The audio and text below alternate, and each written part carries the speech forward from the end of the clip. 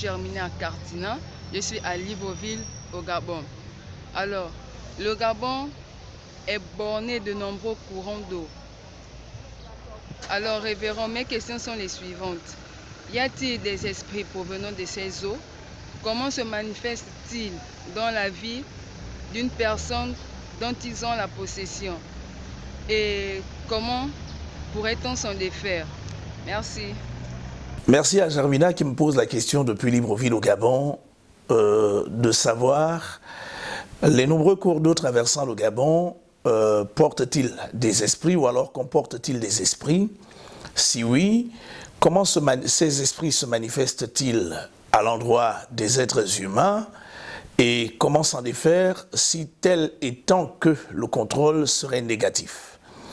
Avant de répondre à cette question, permettez-moi, mesdames et messieurs, de vous rappeler que si vous allez rapidement en Apocalypse au chapitre 16, le verset 5, il est rapidement fait mention de celui qu'on appelle l'ange des eaux.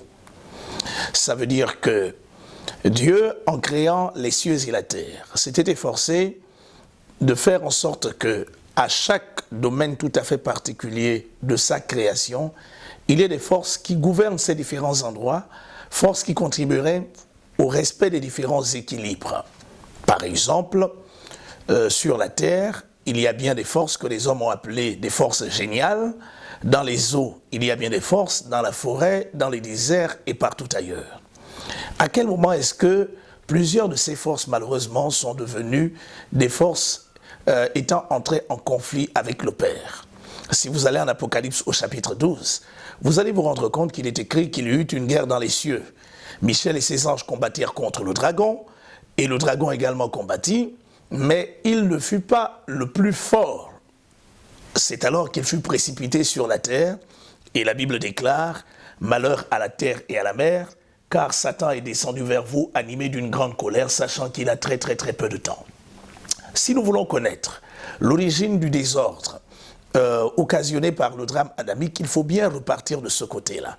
Car il est important de se souvenir que lorsque Dieu fit l'homme et la femme, qu'il les établit dans le jardin afin d'en prendre soin, il leur délégua une partie de son pouvoir, une partie de sa force, une partie de son autorité, laquelle conférait à l'homme la responsabilité de gérer la terre. Malheureusement, à l'issue de son échec, à l'issue de sa chute, l'homme rétrocéda les droits légaux dont il était détenteur, dont il était possesseur sur la terre. Il les rétrocéda à Lucifer. Lucifer en devint le principal propriétaire, au point que désormais, il établit son règne, même sur les forces qui avaient été établies par le Père sur cette terre, lesquelles constituaient les forces à l'origine du respect de l'équilibre de l'écosystème créé par Dieu. Pour répondre à la première question de Germina, il faut le savoir. Dans le monde des eaux, il existe plusieurs catégories d'entités, plusieurs catégories, plusieurs types d'esprits. Même si il semble que le plus connu soit appelé l'esprit des eaux, que nos frères d'Afrique de l'Ouest ont appelé Mommy Water, maman des eaux ou encore Mami Wata, la sirène des eaux, je vous le rappelle, il y a plusieurs types d'esprits dans les eaux et que la subordination de plusieurs de ces esprits à l'autorité de Lucifer n'a résulté que du fait que l'homme qui en était le détenteur exécutif de l'autorité déléguée par le Père avait rétrocédé cette autorité au diable, lequel s'est efforcé désormais de faire en sorte que tout ce qu'il y avait sur la terre était devenu sa propriété. Vous pourrez d'ailleurs le vérifier en Matthieu au chapitre 4 et en Luc au chapitre 4, textes se référant directement à la tentation dans le désert, lorsque le diable prit Jésus, le fit parcourir toute la terre et lui montra toute la gloire de la terre. Satan dit à Jésus, si tu te prosternes et m'adores, je te donnerai toutes ces choses car elles m'ont été données. Par qui ces choses lui avaient-elles été données? Ces choses n'avaient pas été conférées à Lucifer par Dieu, mais plutôt ces choses avaient été conférées par Lucifer par l'homme. À Lucifer par l'homme, appelé principalement Adam, au point que depuis lors, le diable en est devenu le principal propriétaire, le principal régent. Alors, comment se manifestent ces esprits au contact des êtres humains. Il faut le savoir que de la même manière que chaque élément créé par le Père correspond à un but tout à fait particulier se trouvant à l'intérieur du cœur de Dieu, lorsque le diable a été précipité sur la terre et qu'il a réussi à exproprier l'homme des droits légaux qui lui avaient été conférés par le Père créateur, le diable assigna à plusieurs des entités l'ayant accompagné dans la chute et bien sûr à plusieurs forces subordonnées à son autorité un ensemble de missions dont la principale porte essentiellement autour du fait de la destruction de l'homme fait à l'image de Dieu.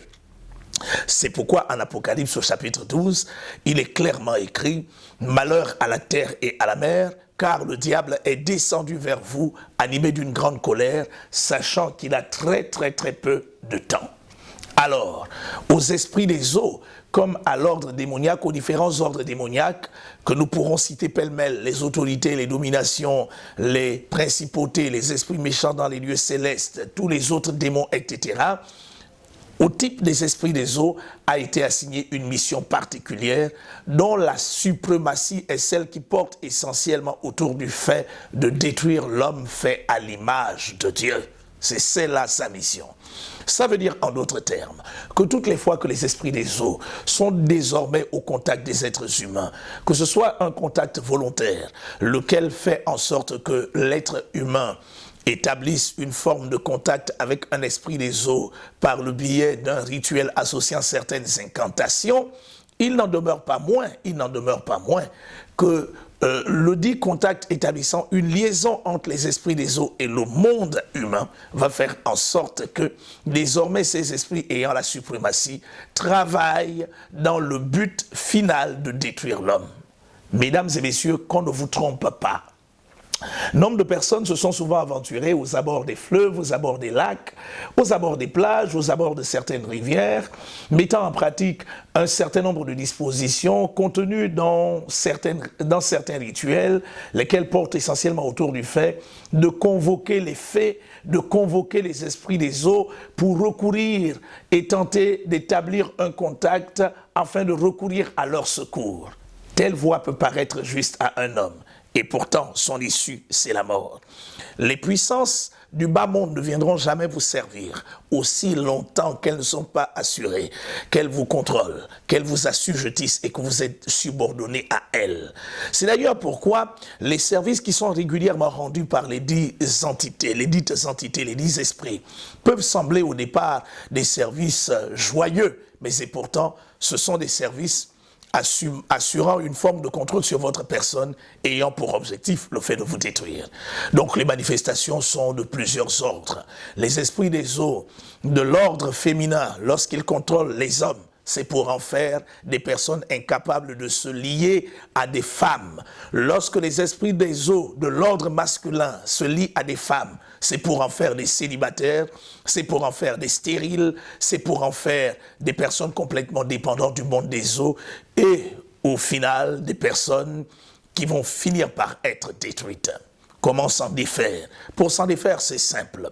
Toute démarche portant autour de la nécessité pour l'être humain d'être délivré d'une emprise, d'un contrôle, d'une influence quelconque, procède obligatoirement d'abord d'une prise de conscience qui révèle la situation particulière dans laquelle est impliqué ce dernier.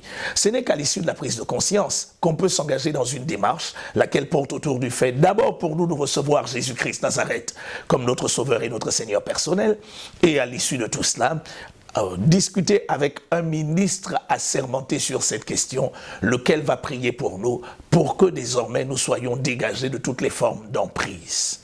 Mesdames et messieurs, vous êtes certainement poursuivis par des esprits dits des eaux, sous quelque forme que ce soit. Vous êtes conscient qu'on vous a dit que vous avez une sirène, vous avez un mamiwata, vous avez un serpent, des choses comme ça. Nous sommes à votre disposition pour vous aider à sortir de ces différents travers, car notre responsabilité en qualité de ministère du combat spirituel porte essentiellement autour du fait de mettre à votre disposition l'essentiel des outils dont vous aurez besoin pour vous imposer face à l'adversité. Tous autant que vous êtes, où que vous soyez, retrouvez-nous du côté du quartier général du Centre mondial Shekinah, dans la banlieue sud de Libreville, précisément à Ovendo, derrière l'ancienne maternité Joséphine Bongo, troisième entrée à droite après le portail de l'Université des sciences et de la santé. Nous vous enseignons